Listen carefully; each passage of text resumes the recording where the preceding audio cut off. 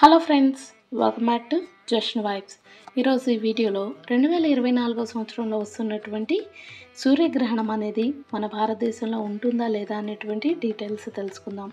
అయితే ఈ సూర్యగ్రహణం పాక్షికమా, సంపూర్ణ సూర్యగ్రహణమా తెలుసుకోవడంతో పాటు ఒకవేళ గ్రహణం అనేది ఉంటే మన దేశంలో మనం ఏం చేయాలి, ఏం చేయకూడదు, ఏ ప్రదేశంలో ఈ సూర్యగ్రహణాన్ని చూడొచ్చు, సూతకాల సమయం ఏంటి, ఇంకా మనకు ఉగాది రోజు వస్తుందా, ఉగాది ముందు రోజు లేదా వెనక రోజు వస్తుందా, ఉగాదికి సూర్యగ్రహణానికి సంబంధం ఏంటనేది డీటెయిల్గా తెలుసుకుందాం.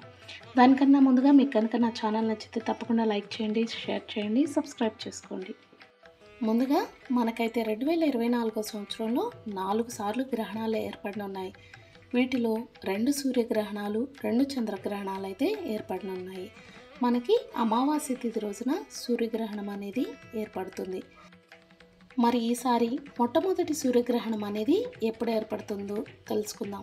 చైత్రమాసంలోని కృష్ణపక్షం అమావాస్య రోజున సంవత్సరంలో మొదటి సూర్యగ్రహణం అయితే ఏర్పడబోతుంది. దీని గ్రహణ సూత కాలం అనేది ఏ సమయం వరకు ఉంటుంది, ఏ రోజు వచ్చింది అనేది ఇంకాస్త డీటెయిల్గా తెలుసుకుందాం.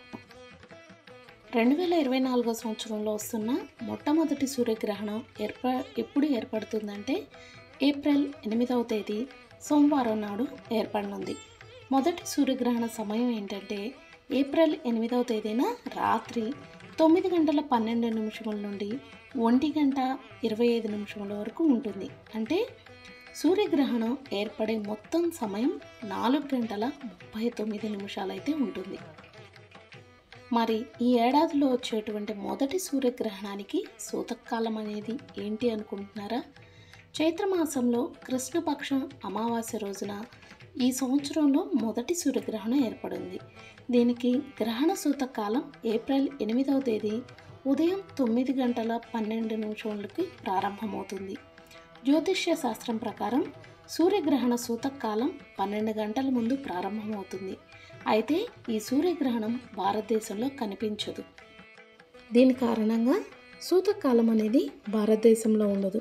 మరి ఈ సంవత్సరంలో మొదటి సూర్యగ్రహణం ఎక్కడ కనిపిస్తుందంటే ఈ ఏప్రిల్ 8 సోమవారం సంభవించే సూర్యగ్రహణాన్ని భారతదేశంలో అయితే చూడలేము. కానీ తూర్పు ఆసియా, ఆస్ట్రేలియా, పసిఫిక్ మహాసముద్రం, అట్లాంటిక్ మహాసముద్రం, ఉత్తర ధ్రువం, ఉత్తర అమెరికా, నైరుతి యూరోప్, దక్షిణ అమెరికా, దక్షిణ ధ్రువం, ఉత్తర ధ్రువంపై అయితే కనిపిస్తుంది.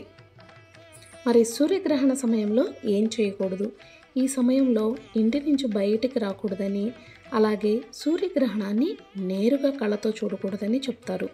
ఈ సమయంలో గర్భిణీ స్త్రీలు బయటికి వెళ్ళడం అనేది నిషేధించబడింది. జ్యోతిష్య శాస్త్రం ప్రకారం సూర్యగ్రహణం గర్భాన్ని ప్రభావితం చేస్తుంది. కాబట్టి గర్భిణీ స్త్రీలు ఎవరైనా సరే ఈ సమయంలో ఆరు బయటికి వెళ్ళకూడదు. అలాగే గ్రహణ సమయంలో కుట్టు పని, అల్లికలు చేయడం అలాంటివి చేయకూడదు. గోళ్ళు కత్తిరించడం ఈ పనులు కూడా చేయకూడదు. ఇంట్లోని పూజ గదిలో ఉన్న దేవుడి విగ్రహాలని తాకరాదు. అయితే గ్రహణ సమయంలో మంత్రాలను పఠించవచ్చు. గ్రహణ సమయంలో వంటగదికి సంబంధించిన పనులు, వంట చేయడం వంటివి చేయకూడదు.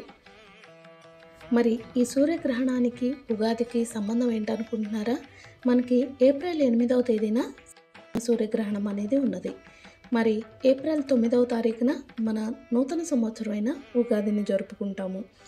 ఏప్రిల్ 8వ తేదీన అర్ధరాత్రి వరకు కూడా అమావాస్య తిథి ఉన్నది. తర్వాతకి పాడ్యమి అనేది మొదలవుతుంది.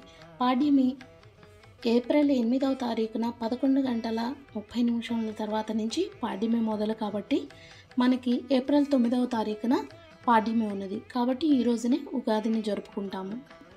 ఏప్రిల్ 9వ తారీఖు నుంచి శోభకృత నామ సంవత్సరం పోయి క్రోధినామ సంవత్సరం అనేది మొదలవుతుంది.